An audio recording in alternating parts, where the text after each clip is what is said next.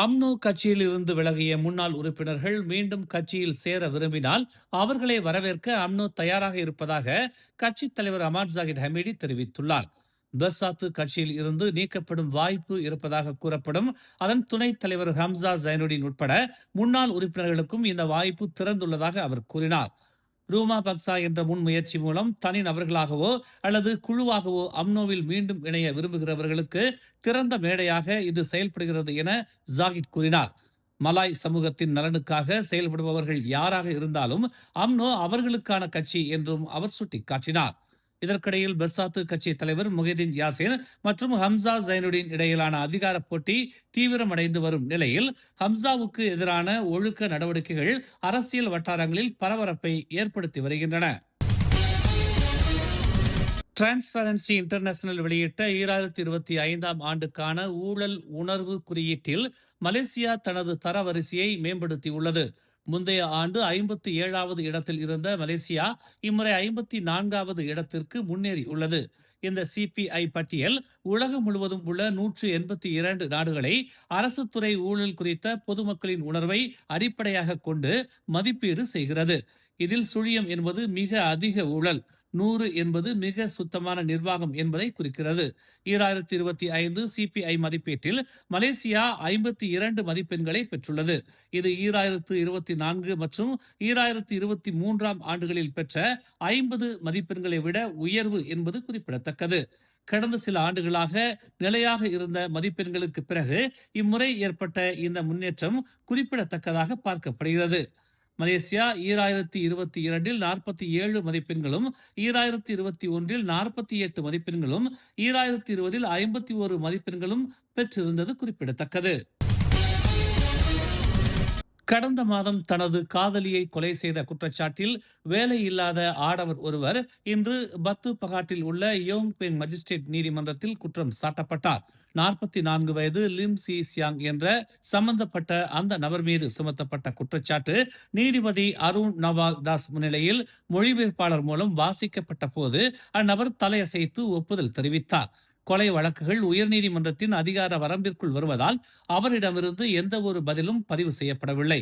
Lim கடந்த ஜனவரி 26ஆம் தேதி இரவு 10 மணி முதல் அடுத்த நாள் காலை 11 மணி வரை தமான் டாமாயில் உள்ள ஜலான் டாமாய் 2இல் அமைந்த வீட்டில் தனது காதலி 41 வயது லிம் பி லான் என்பவரை கொலை செய்ததாக குற்றம் சாட்டப்பட்டுள்ளார். இந்த வழக்கு தண்டனை சட்டம் பிரிவு 302இன் கீழ் பதிவு செய்யப்பட்டுள்ளது. குற்றம் நிரூபிக்கப்பட்டால் மரண தண்டனை அல்லது 30 முதல் 40 ஆண்டுகள் வரை சிறை தண்டனை மற்றும் அதிகபட்சமாக 12 பிறபடிகள் விதிக்கப்படலாம். உடற்கூறு பரிசோதனை, நீதிமன்ற அறிவியல் மற்றும் டிஎன்ஏ அறிக்கைகள் கிடைக்கும் வரை வழக்கின் மேல் அதிக விசாரணைக்காக ஏப்ரல் 27ஆம் தேதியை நீதிமன்றம் நிர்ணயித்துள்ளது. பொறாமை காரணமாக தலையணையால் மூச்சு திணறடித்து பாதிக்கப்பட்ட பெண் கொலை செய்யப்பட்டதாக ஆரம்ப கட்ட விசாரணையில் தெரிய வந்துள்ளது. ஜனவரி 30ஆம் தேதி கண்டெடுக்கப்பட்ட அப்பெண்ணின் உடல் அதற்கு 3 நாட்களுக்கு முன்பே உயிரிழந்திருக்கலாம் என நம்பப்படுகிறது. நாட்டில் நிலவும் கடுமையான வெப்பநிலை காரணமாக அணைகளில் நீர்மட்டம் குறைந்துள்ள நிலையில் நாளை முதல் ஞாயிற்றுக்கிழமை வரை ஜொகூர், கடா மற்றும் பேரா மாநிலங்களில் மேக விதைப்பு நடவடிக்கைகள் மேற்கொள்ளப்படும் என்று துணை பிரதமர் டாக்டர் அமாட் ஜாகிர் ஹமீடி தெரிவித்துள்ளார். பல அணைகளில் நீர்மட்டம் குறைந்து வருவதை அடுத்து முன்னெச்சரிக்கை நடவடிக்கையாக இந்த செயல்பாடுகள் மேற்கொள்ளப்படுவதாக அவர் கூறினார். தற்போது அணைகளின் நீர்மட்டம் எச்சரிக்கை நிலையில்தான் உள்ளது. இருப்பினும் அவை ஆபத்தான நிலைக்கு செல்லாமல் தடுக்க முன்கூட்டியே நடவடிக்கை எடுக்க வேண்டியது அவசியம் என்று இன்று நடைபெற்ற ஊரக மற்றும் பிராந்திய வளர்ச்சி அமைச்சின் 2026ஆம் ஆண்டு முகாமுக்கு பிறகு செய்தியாளர்கள் மத்தியில் அவர் இதனை தெரிவித்தார்.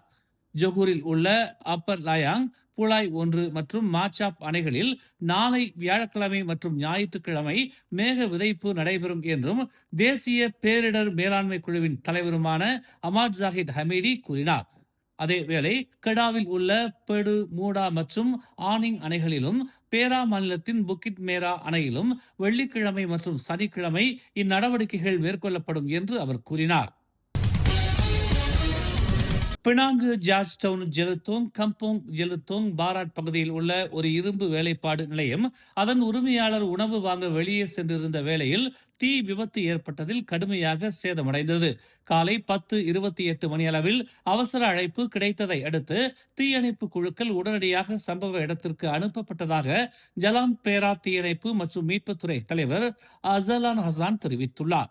தீயணைப்பாளர்கள் 30 நிமிடத்திற்குள் தீயை கட்டுப்படுத்தினாலும் அந்த வேலைப்பாடு நிலையம் சுமார் 80 விழுக்காடு சேதமடைந்ததாக அவர் கூறினார்.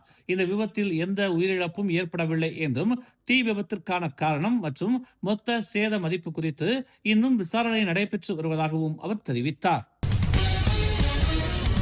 2025ஆம் ஆண்டில் நாடு முழுவதும் டிபி எனப்படும் காசநோய் தொடர்பாக மொத்தம் 88 கிளஸ்டர் தொகுதிகள் பதிவாகி உள்ளதுடன் அவற்றில் 254 பாதிப்புகள் கண்டறியப்பட்டுள்ளதாக சுகாதாரத்துறை அமைச்சர் டாக்டர் ஜுல்கிஃப்லி அமாட் தெரிவித்தார். இதில் 35 கிளஸ்டர் தொகுதிகள் தற்போது இன்னும் செயலில் உள்ளது என்று அவர் கூறினார். இவ்வாண்டு இதுவரை 10 டிபி கிளஸ்டர்கள் பதிவாகி உள்ளன என்றும் அவை அனைத்தும் தற்போது செயலில் உள்ளவை என்றும் அவர் குறிப்பிட்டார். காசநோயை கட்டுப்படுத்துவதற்காக அமைச்சின் நடைமுறைகளின்படி போர்டிங் பள்ளிகள், சிறைகள் மற்றும் தொழிலாளர்கள் தங்கும் இடங்கள் போன்ற உயர் ஆபத்து இடங்களில் பரிசோதனைகள் மேற்கொள்ளப்பட்டு வருவதாகவும் அவர் கூறினார்.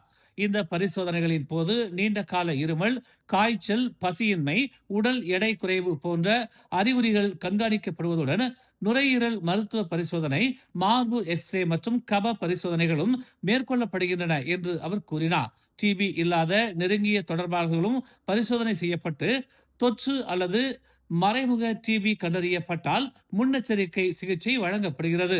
அறிகுறிகள் உள்ளவர்கள் இருமல் அல்லது தும்மும் போது வாய் மற்றும் மூக்கை மூடி உரிய இருமல் ஒழுக்கத்தை பின்பற்ற வேண்டும் என்று அவர் கேட்டுக்கொண்டார். கேப்டன் பிரபா கும்பலுடன் தொடர்புடையதாக நம்பப்படும் மேலும் 15 பேரை போலீசார் தேடி வருவதாக தெரிவிக்கப்பட்டுள்ளது. நட்பு நாடுகளின் உதவி மற்றும் ஒத்துழைப்புடன் தீவிர விசாரணைகள் மூலம் போலீசார் பல சந்தேக நபர்களை அடையாளம் கண்டுள்ளதாக தேசிய காவல்துறை தலைவர் டத்தஸ்ரீ முகமது காலித் இஸ்மாயில் தெரிவித்தார். கைதுகள் செய்யப்பட்டுள்ளதாகவும் மேலும் தொடர்புடைய பல நபர்கள் அடையாளம் காணப்பட்டுள்ளதாகவும் அவர் கூறினார். இதுவரை கிடைத்த முடிவுகள் ஊக்கமளிப்பதாக உள்ளன என்று குறிப்பிட்ட அவர் மேலும் இதில் ஈடுபட்டதாக நம்பப்படும் 15 பேரை தாங்கள் இப்போதும் பின்தொடர்கிறோம் என்று அவர் புக்கிட்டமானில் நடந்த செய்தியாளர் கூட்டத்தில் தெரிவித்தார். மேலும் செய்திகளை தெரிந்து கொள்ள தமிழ் மலர் இணையதளம், தமிழ் மலர் செயலி மற்றும் மலர் டிவி யூடியூப் சேனலை வலம் வாருங்கள். எங்களோடு இணைந்திருக்க மலர் டிவியை பதிவு செய்து கொள்ளுங்கள். உறவுகள் மகிழ்ந்திட விருப்பம் மற்றும் பகிர்வு சேவையை சொடுக்கிடுங்கள்.